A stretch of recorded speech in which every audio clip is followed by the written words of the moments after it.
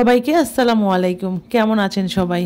আজকে হচ্ছে এই তো সকাল সকালে রান্নাঘরে চলে এসেছি। আজকে রান্নার অনেকটাই চাপ ছিল, মানে গতকালকে আমার সব রান্নায় রাত্রেবেলা শেষ হয়ে গিয়েছিল, তো সেই জন্য সকাল সকাল আজকে ঘুমে থেকে উঠে পড়েছি। যেই দিন আমার রান্নার অনেক বেশি চাপ থাকে সেদিন আমি অনেক সকালে ঘুমে থেকে উঠি, যাতে আমি টাইমলি খাবারটা বানিয়ে ওদেরকে দিতে পারি। আর হচ্ছে মেরাজ স্কুলে যায়, মেরাজের বাবা কলেজে যায়। লাল শাকটা গতকাল এনেছিল, যেটা আমি ফ্রিজে ওইভাবে রেখে দিয়েছিলাম, এখন কেটে বেছে পরিষ্কার করে নিলাম।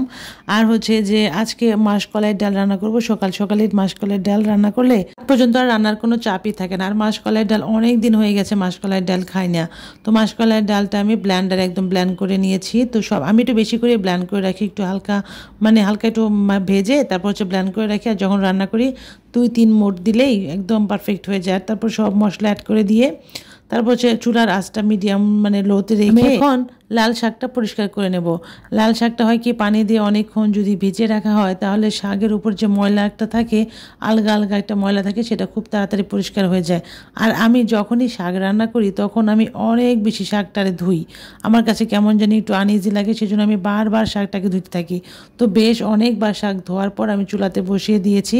তারপর হচ্ছে শাকটা সুন্দর মতো সিদ্ধ হয়ে গেলে পেঁয়াজ, কাঁচামরিচ, রসুন সব কিছু দিয়ে শাকটাকে খুব সুন্দর করে বাগার দিয়ে নিলাম। এখন হচ্ছে শাকটাকে উঠিয়ে নেব। লাল শাক ভাজি আমার বাচ্চারা, স্পেশালি 2টা বাচ্চা খুবই বেশি পছন্দ করে।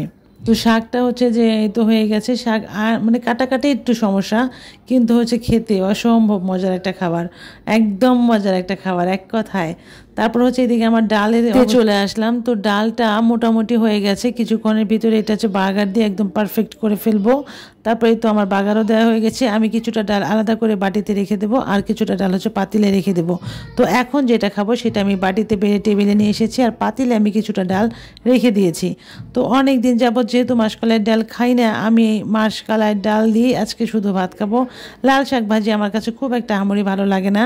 তো মাসকলাইয়ের ডালটা এত বেশি মজা হয়েছিল, অসম্ভব। আসলে কি, মাসকলাইয়ের ডালটা হালকা একটু ভেজে ব্ল্যান্ড করে নিলে খুব সুন্দর একটা ফ্লেভার আসে, খাইতেও অসম্ভব মজা লাগে। তো খাওয়া দাওয়া শেষ করে দুপুরে ঘুম টুম পেরে তারপর হচ্ছে যেটা বিকেলের একটা ভিডিও ছিল, যেখানে মাসপিকে নিয়ে আমি নিচে যাচ্ছিলাম। আর হচ্ছে যে নিচে কি যাব, আমি তো জানি না যে বৃষ্টি আসবে। যেই বাসা থেকে বের হয়েছি কেমন ঝটপট ঝুমঝুম বৃষ্টি চলে আসলো। তো মাসপিক তো বাসায় আর যাবেই না, কারণ হচ্ছে যে সে বাইরে যখন যাওয়ার নিয়ত করে তখন তাকে আর কোনো কিছুতেই আটকানো যায় না। তো বাইরে অপেক্ষা করতেছিলাম, বলতেছিল যে না বৃষ্টি কমে যাচ্ছে, বৃষ্টি কমে যাচ্ছে, আমি বাইরে যাব। তো এই জায়গাটায় তো অপেক্ষা করতেছিলাম, যার মাসপিককে বলতেছিলাম যে দেখো বৃষ্টি তো কমবেই না, চলো আমরা বাসায় চলে যাই।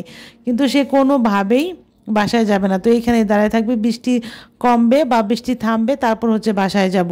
তো না সরি, বাইরে যাব। তো এইখানে দাঁড়িয়ে থাকার পর ওই দিন কী হয়েছিল, থাকার পর তারপর যে বৃষ্টি যখন হালকা একটু কমছে তারপর বাসায় গেছি। বাসায় যেয়ে বাসায় থেকে ছাতা এনে তারপর হচ্ছে দোকানে নিয়ে গেছি আর কি। আসলে এখনকার বাচ্চা